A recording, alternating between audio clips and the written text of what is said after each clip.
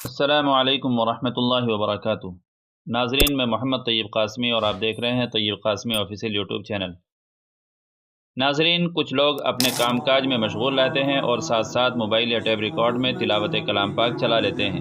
وہ کام کرتے کرتے قرآن کریم کی تلاوت کا لطف بھی اٹھاتے رہتے ہیں۔ تو کیا ایسا کرنا صحیح ہوگا؟ اور اس سلسلے میں علماء کرام اور مفتیان نظام کیا فتویٰ دیتے ہیں؟ آج اسی فتوے کو لے کر آپ کے سامنے حاضر ہوا ہوں۔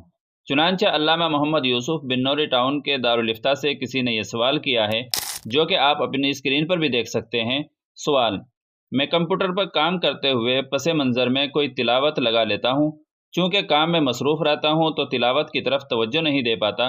میری نیت یہ ہوتی ہے کہ اگر کسی بھی لمحے کام سے کچھ لمحے فراغت کے مل جائیں تو ادھر ادھر کی فضول باتیں یا میوزک سننے سے تلاوت افضل ہے، اور لاشعوری طور پر میرے دماغ میں تلاوت سنی بھی جا رہی ہے، لیکن اب وسوسہ یہ پیدا ہو گیا ہے کہ چونکہ میری توجہ کام کی طرف ہوتی ہے اور جس طرح تلاوت سننے کا حق ہے میں اس طرح نہیں سنتا، تو یہ بے ادبی ہے اور بجائے ثواب کے میں گنہگار ہوتا ہوں۔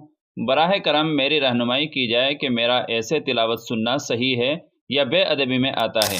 تو علامہ محمد یوسف بنوری ٹاؤن کراچی کی طرف سے جواب دیا گیا ہے، آپ اپنی اسکرین پر دیکھیے۔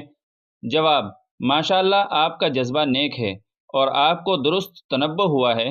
قرآن کریم کی تلاوت براہ راست ہو یا ریکارڈ شدہ، بہر دو صورت اس کا ادب و احترام ضروری ہے، لہذا کسی دوسرے کام میں مشغول ہو کر پس منظر میں تلاوت لگانا، جبکہ تلاوت کی طرف توجہ بھی نہ ہو، تو یہ قرآن کریم کے آداب کے خلاف ہے۔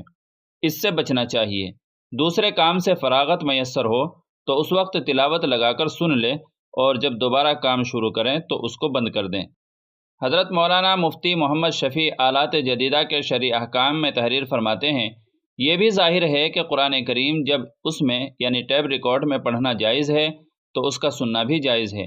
شرط یہ ہے کہ ایسی مجلسوں میں نہ سنا جائے جہاں لوگ اپنے کاروبار یا دوسرے مشاغل میں لگے ہوئے ہوں یا سننے کی طرف متوجہ نہ ہو، ورنہ بجائے ثواب کے گنہگار ہوگا۔ دارالفتہ جامعہ علوم اسلامیہ، علامہ محمد یوسف بنوری ٹاؤن۔